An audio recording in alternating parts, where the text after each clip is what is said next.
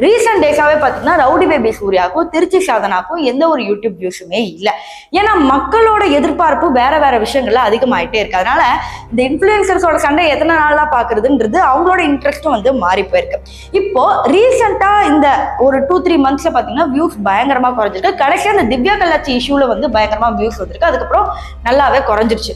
இப்போ அதுக்கப்புறம் தான் இவங்க என்ன பண்ணிருக்காங்கன்னா எதையோ ஒன்று கிரியேட் பண்ணணுமே அப்படிங்கிற மாதிரி பண்ணியிருக்காங்க. ஆக்சுவலி திவ்யா கல்லாச்சி விஷயத்துல எப்படி வந்து சிறுவர் பாலியல் தொல்லையை வந்து ரொம்ப அப்படியே வந்து எல்லாருக்கிட்டையும் மீடியாவில் முன்னாடி பேசி வியூஸ் வாங்க ட்ரை பண்ணாங்களோ, சேம் டு சேம் என்னன்னா இங்க சைல்டு மேரேஜ் அப்படிங்கிறது ஒரு பெரிய வார்த்தை.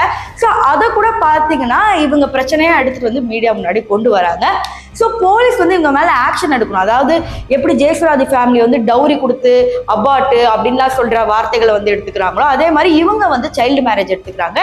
ஸோ சட்டப்படி குற்றங்கள்லாம் இருக்கிற இந்த வார்த்தைகளை வந்து அவங்க எப்படி வந்து பிரயோகிக்கிறாங்க அப்படிங்கிறதே நமக்கு வந்து தெரிய மாட்டேங்குது.